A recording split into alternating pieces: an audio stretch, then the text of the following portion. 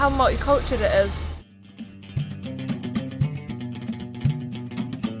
It's a quite diversity, it's like all multicultural people coming down.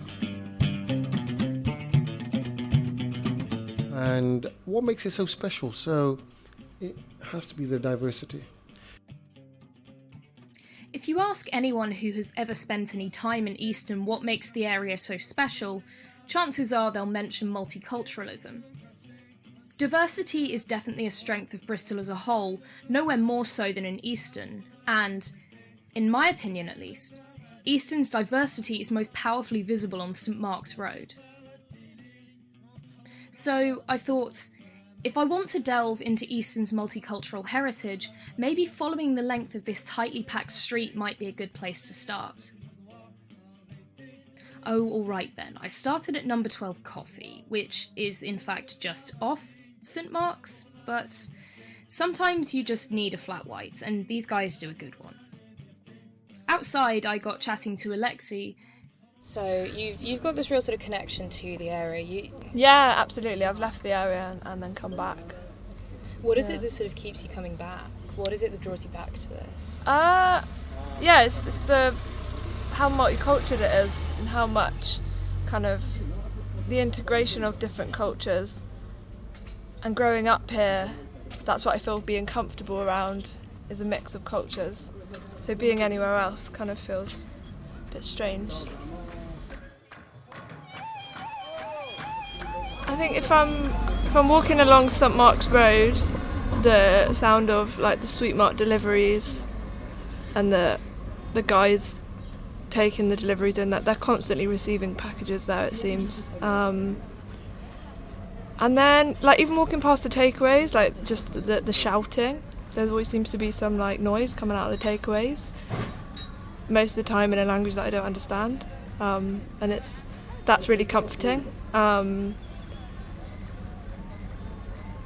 Yeah, I think it's really nice, and it's it's just a sign of a nice, diverse, like area and different things coming together.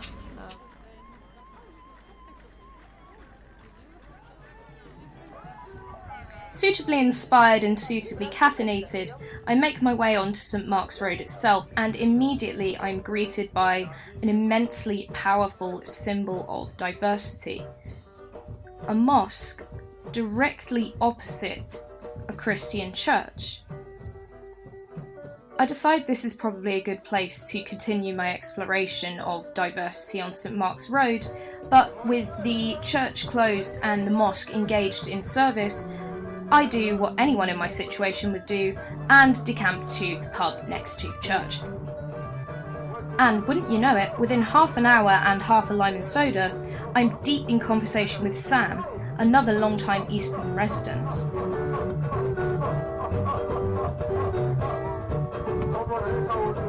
Hi, I'm Sam. I've lived in and around the area for nearly 30 years. Not everyone, most people chat, smile. Everyone tries to get in touch with each other. Mm-hmm.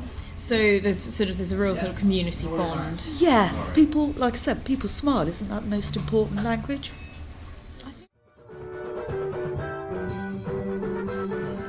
Different languages with odd random words in from another one. It's great. It could be so funny. Just odd. Yeah. Everyone's speaking their own language, and like I said earlier, just saying in it. And just sort of just hearing like the sort of the Bristolian just kind of pop up in all these sort of different languages. Yeah. Just a Bristolian phrase. Cheers, mate.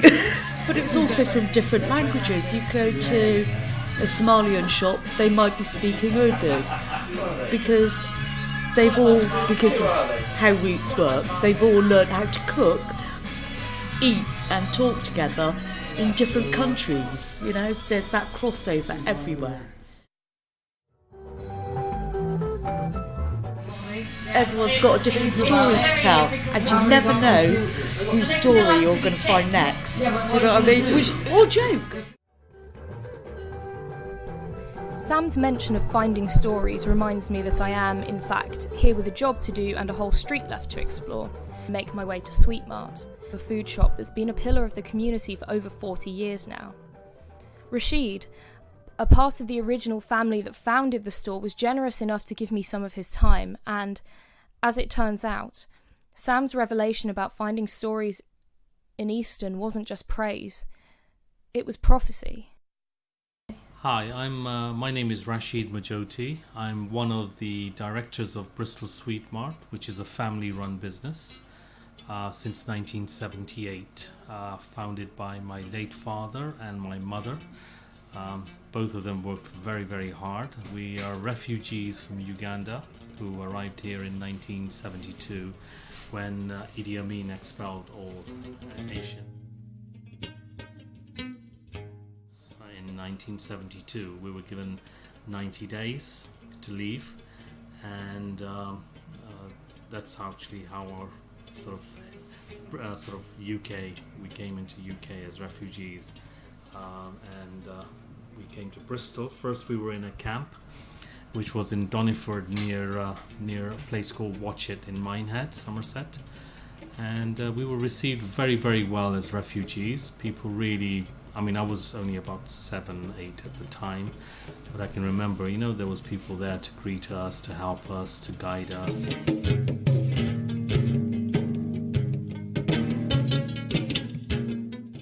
And it was tough for my parents, the culture change, leaving Africa, for example. We had, nearly about 70, 80 people working for us, and then coming here, and then you're waiting in a queue as a handout. Like an army style. It was an ex-army camp as well, for food, having our kind of food, what we're used to, not having availability.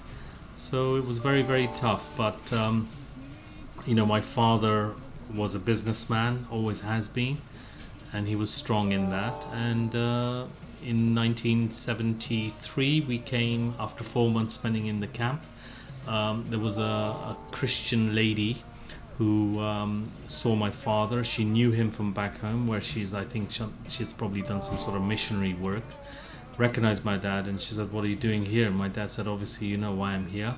So she assisted my dad and said, "Why don't you come to Bristol?" And Bristol was where this lady helped us, and we came into an area, Ashley Down. It was a church house in Dongola Road. Can't forget, I think it's 58 Dongola Road from what my memory is.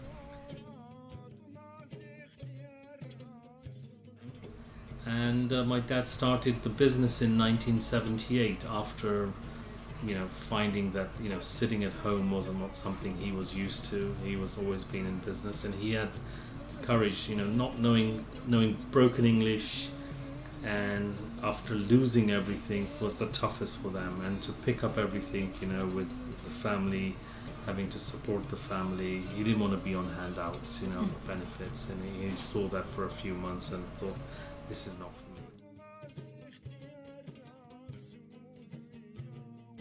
And we started a small little shop with £100 borrowed. When you're living in a council house, you've got no security to offer a bank or anybody. So for us, we really, especially my father and the teaching that he gave us, is that, always have the willpower. He never lost that. He lost everything else.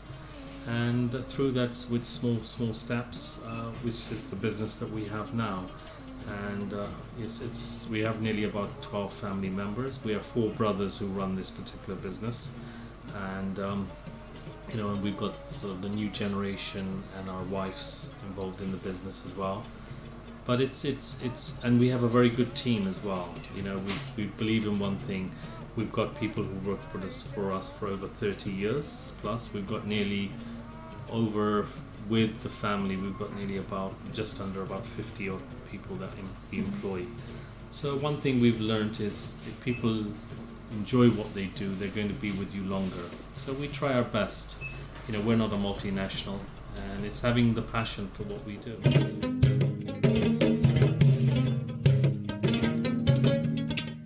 When we first came into Easton and this particular area, we're in the inner part of Bristol. There was a lot of problems. There was obviously the houses weren't done up properly. It's a kind of place that people would come when times are hard. So it didn't have some of the things that one would want. which has completely changed now.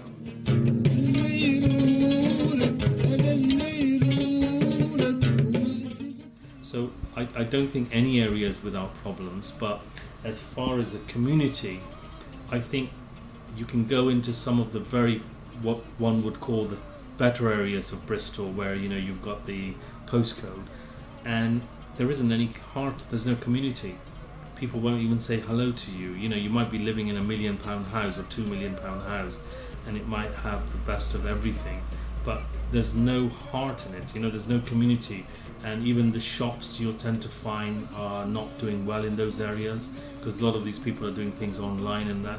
Whereas in Easton, we have a lot of local community that support us heavily, who I suppose some of them even say to us, this is from what they're saying, is that we would rather support a local business, a family-run business, and they want to see that. And obviously all people coming in from different areas has really helped.